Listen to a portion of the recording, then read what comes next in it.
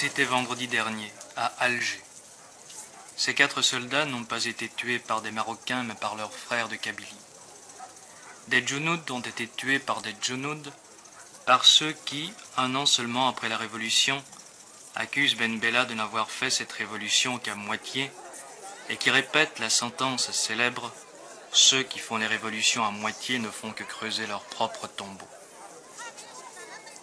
À l'heure où l'Algérie entière est mobilisée contre l'ennemi marocain, ces 4 morts sont, comme le dit l'inscription figurant sur la couronne déposée par Ben Bella, ils sont les martyrs de l'unité.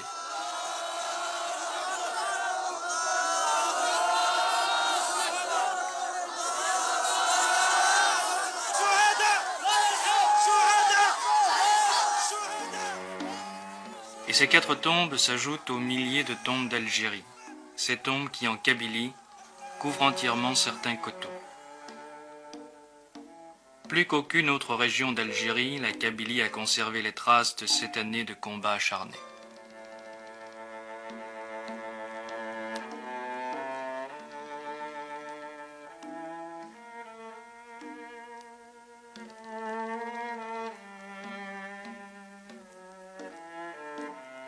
Et c'est dans ce bastion imprenable, dont les 200 000 hommes du général Chal n'ont pu venir à bout, que les hommes de l'ex-Wilaya 3 ont repris le maquis.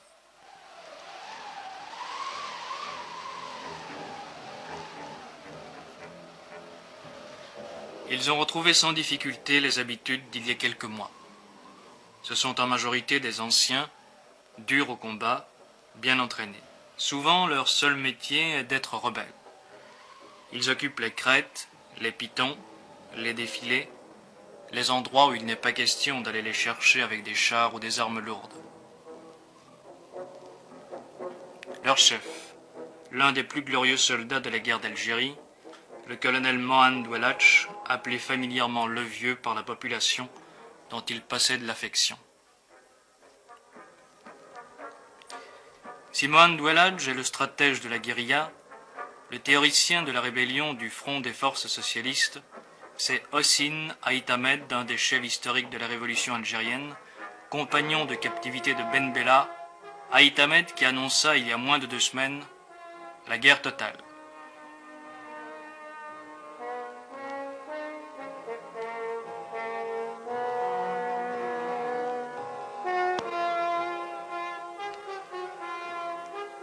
La résistance a commencé. C'est la résistance populaire et c'est la résistance individuelle. Nous avons dit qu'il n'est pas question pour nous, qu'il n'a jamais été question pour nous de faire sécession territoriale. Ce qui nous importe, ce n'est pas de défendre des bâtiments, mais de faire en sorte que les troupes de Boumediene, qui se comportent en troupes d'occupation, n'aient aucun répit. La stratégie militaire que nous avons arrêtée, il n'est pas question de la dévoiler, mais elle est fondée sur la défense en profondeur. Elle est fondée sur la guérilla. Les troupes de Boumediene ont été harcelées sans répit par les nôtres. Maintenant, il vous appartient à vous, à nous tous, de continuer la résistance. Il leur est impossible de tenir plus d'1 mois parce qu'ils n'ont pas de finances, parce qu'ils n'ont pas de puissance, parce que hier, dans la nuit, ils ont été attaqués par nos troupes à Médéa et vous avez dû l'apprendre par la radio.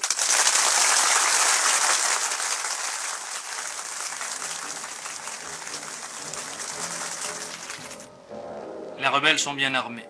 Depuis 1 mois, les embuscades de coups de main, accrochages et enlèvements se succèdent.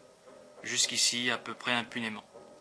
Et le colonel Sissadok, une figure légendaire, le plus ancien des officiers de l'armée de libération nationale, ne craint pas de parler très haut, malgré la clandestinité.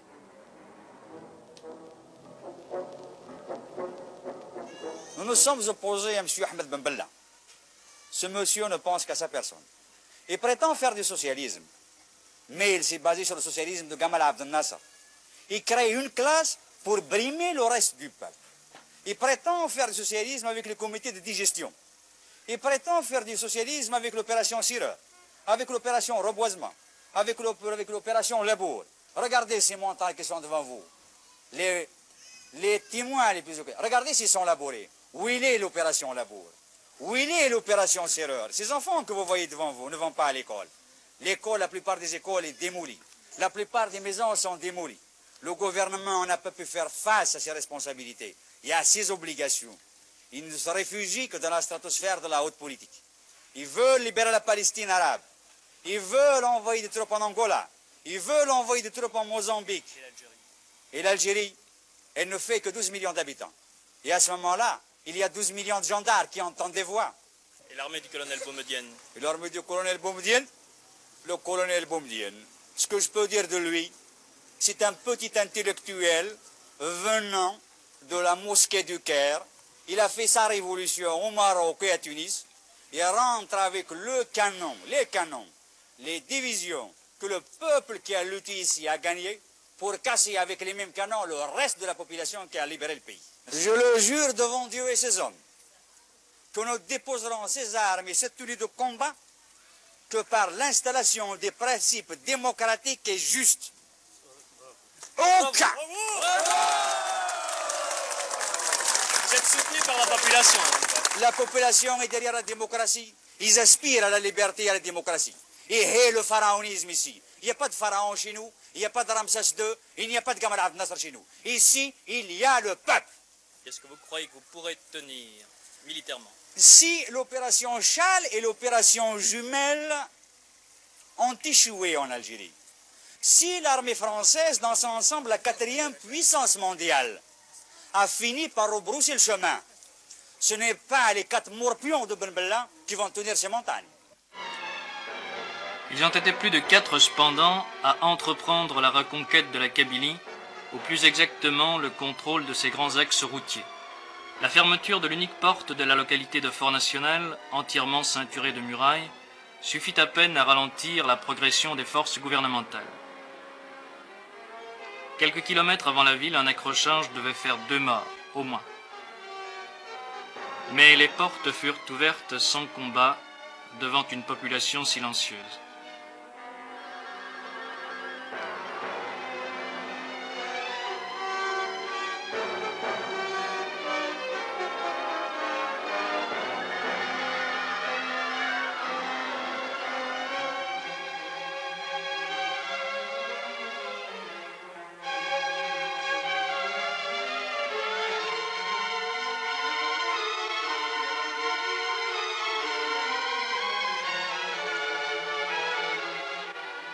Ce fut une drôle de guerre, où certaines scènes rappelaient invinciblement la guerre d'Espagne.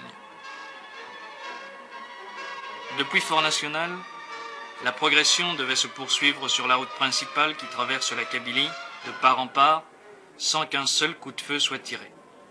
Les rebelles attendaient leur heure.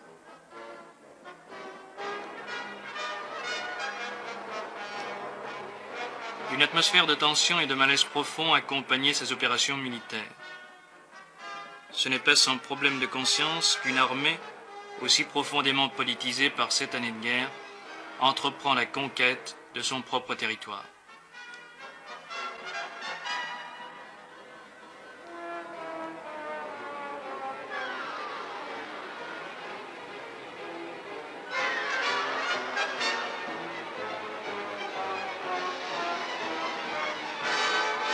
La capitale des rebelles.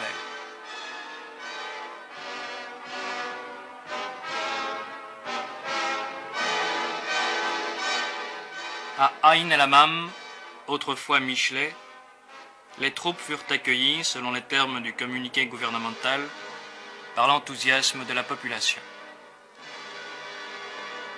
Était-ce la fin pour le commandant Seliki Tayeb, député à l'Assemblée nationale, adjoint au colonel Mohamed Ouelach? C'est le commencement. Vous êtes là pour constater vous-même sur le terrain ce qu'il en était. Parce que pour nous, exactement, ce n'est pas la reprise de Aïn el-Hamam, ni de Fort National, ni d'Azazga. La lutte, pour nous,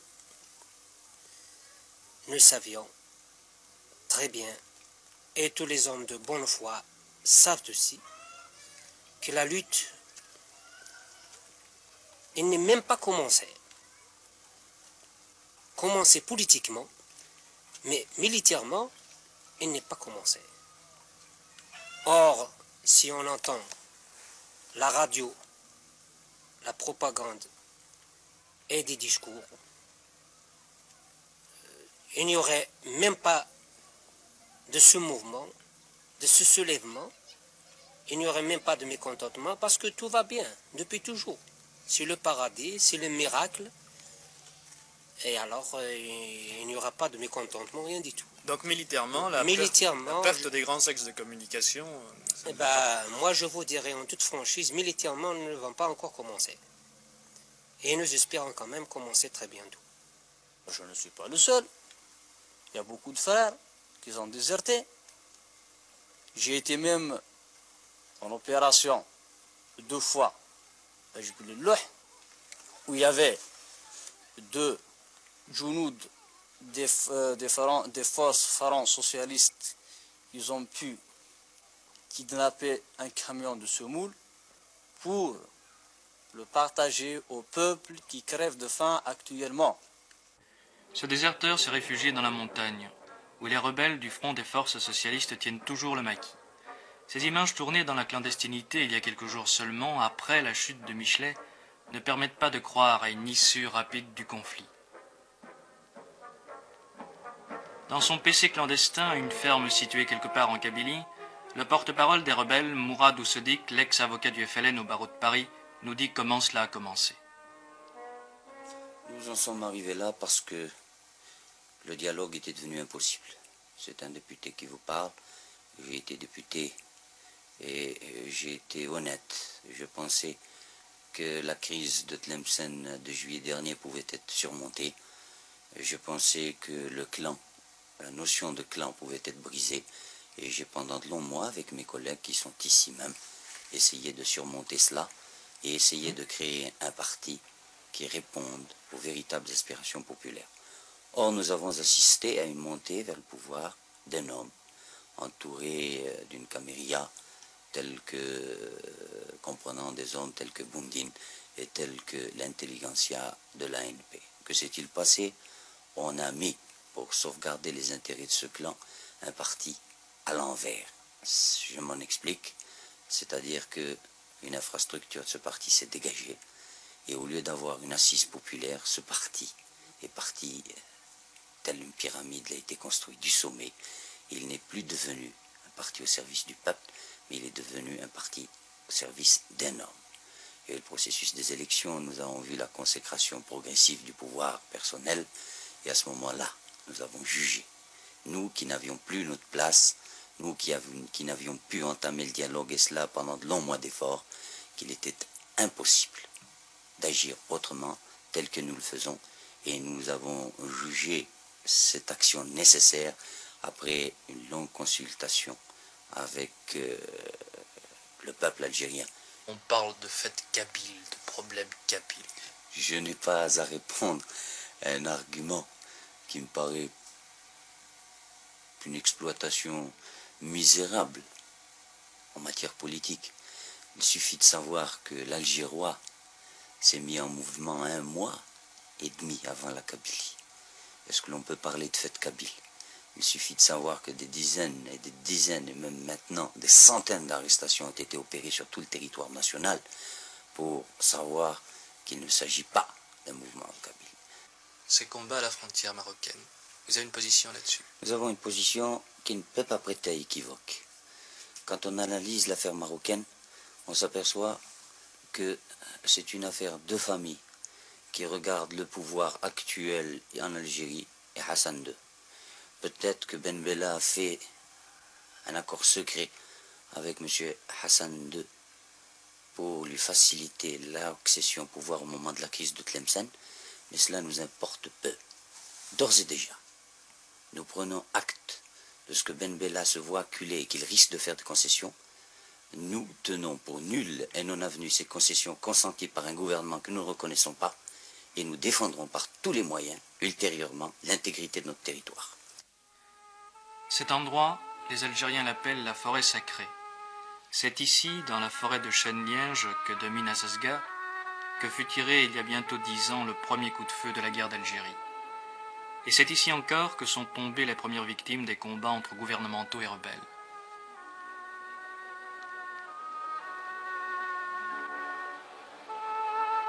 Il y avait cependant beaucoup de raisons pour que l'on ne reprenne pas les armes. Alors c'est la tombe de votre fils ici? Oui, c'est la tombe de mon fils, oui, mon fils. Il est mort quand et comment? Il est mort dans un embuscade. Vous ne voulez plus qu'il y ait encore du sang? Oh, il y en a marre, 7 ans. 7 ans. Vous voyez pas? À l'âge de 20 ans. C'est le seul que j'ai. Alors plus de guerre? On ne voulait pas de guerre maintenant. Et si les troupes du colonel Boumedienne vous attaquent? Eh ben, on attaquerait en même temps. Alors ce sera la guerre? Ah oui, ce sera la guerre. Moi, je suis le premier à le prendre. À Alger aussi on s'engage. Des milliers de jeunes gens ont endossé en hâte la tenue léopard pour combattre, en principe, à la frontière marocaine. L'affaire marocaine a créé une diversion miraculeuse, unissant la population dans la même haine contre l'ennemi et faisant passer à l'arrière-plan les dissensions internes qui demeurent peut-être le vrai problème.